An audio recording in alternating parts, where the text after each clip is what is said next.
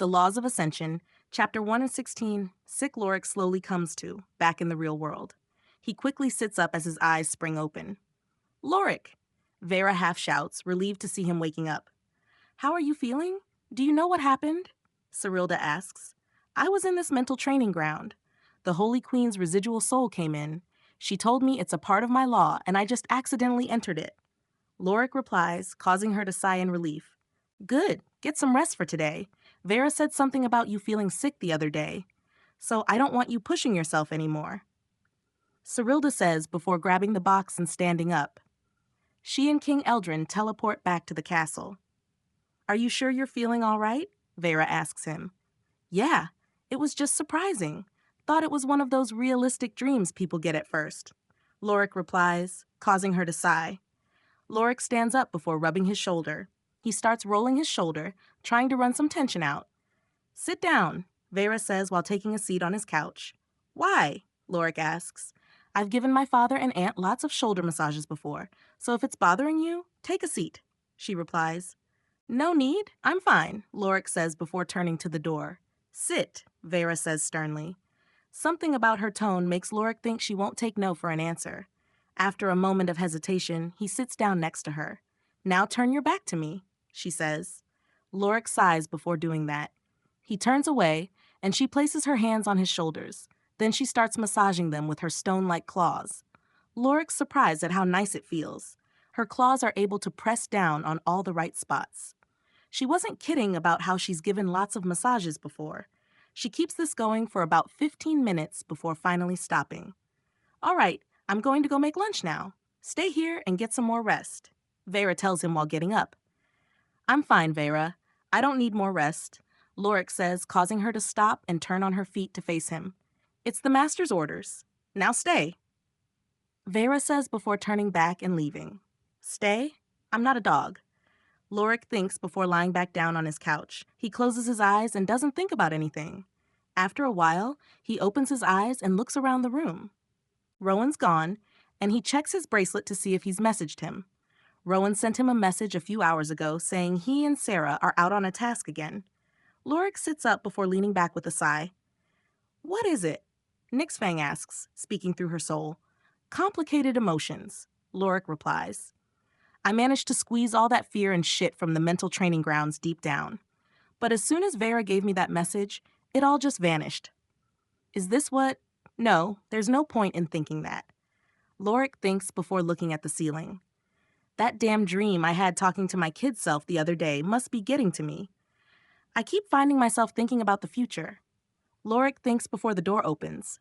Vera walks in with a plate of food. I hope you're hungry, she says while bringing it to Lorik. On the plate are a few sandwiches and roasted vegetables. How are you feeling? She asks while handing the plate to Lorik. Fine, like I said earlier. I don't need to rest. Lorik replies while taking the plate. That's too bad. You're resting for the next few hours at least. Vera says sternly. Lorik just sighs before he starts eating. Vera leaves and returns back downstairs. Lorik quickly eats before sitting the plate on the floor and lying down. Despite having woken up not too long ago, he feels sleep calling for him. He doesn't resist and falls back asleep fairly quickly. He wakes up hours later with a fever. After feeling his forehead with the back of his hand, he groans. What the hell? I haven't had a fever in years. Lorik thinks before getting up. He walks out of the room and downstairs. What are you doing up? Vera asks from the couch. She sets down the book she was reading. Then she walks over to him as he enters the kitchen. I'm getting some water, Lorik replies while grabbing a cup. He fills it with water before downing the entire cup. He refills it and drinks half of it again. How are you feeling? Vera asks while reaching out. Lorik tries to pull away, but she's too quick. She feels his hot forehead and sighs. You're going back upstairs and laying down after drinking. I'll bring dinner up in a bit. Vera tells him.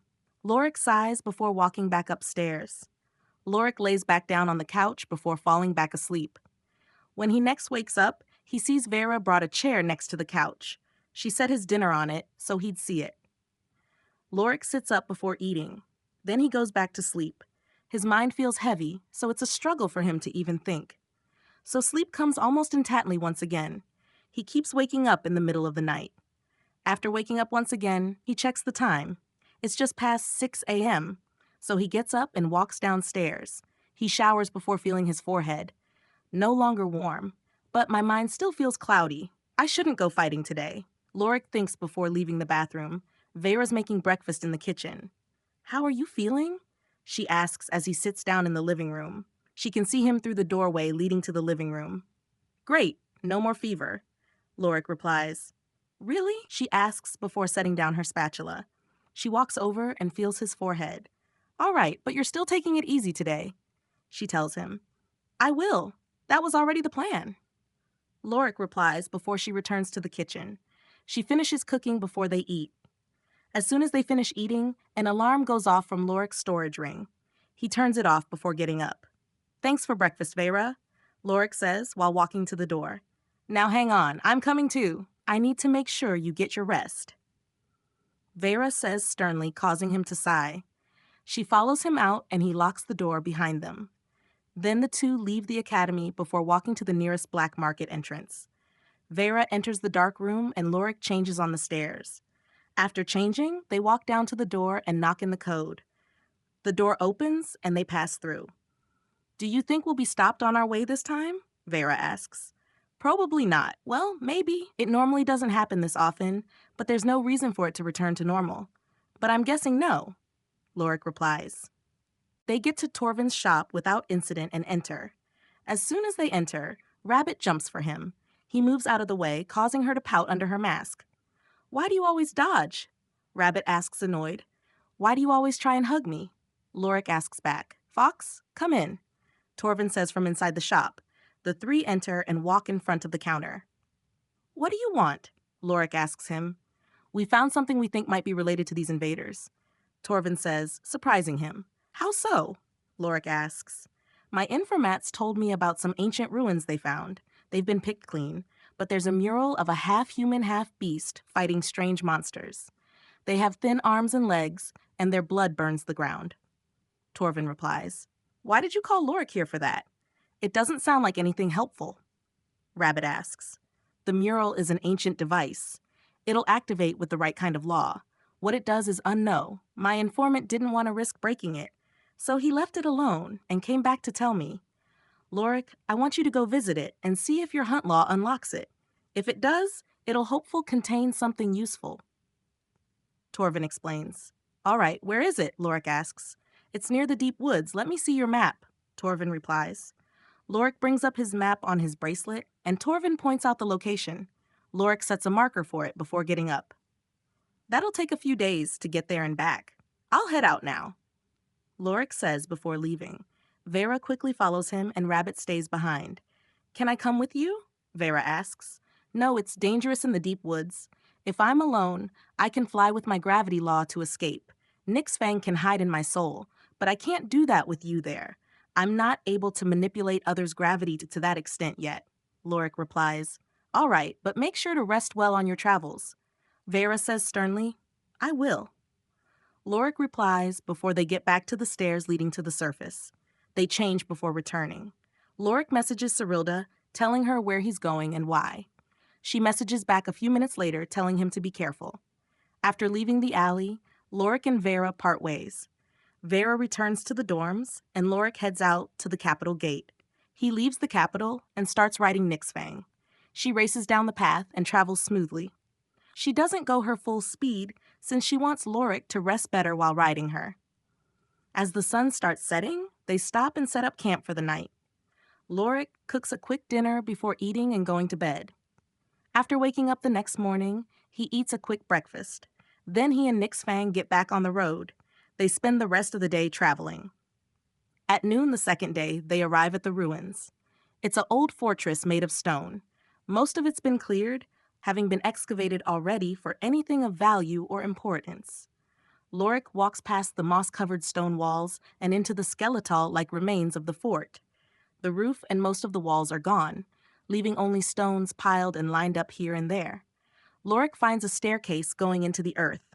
Vines grow along the floor and sides of the stairs. He takes out a lantern before walking down. Lorik lights the lantern and gets to the bottom of the stairs. There, he finds the mural in question. It's in a large room with a destroyed meeting table. It looks like this was a meeting room, and the mural was decor. Eitan walks over to the mural and places his hand on it.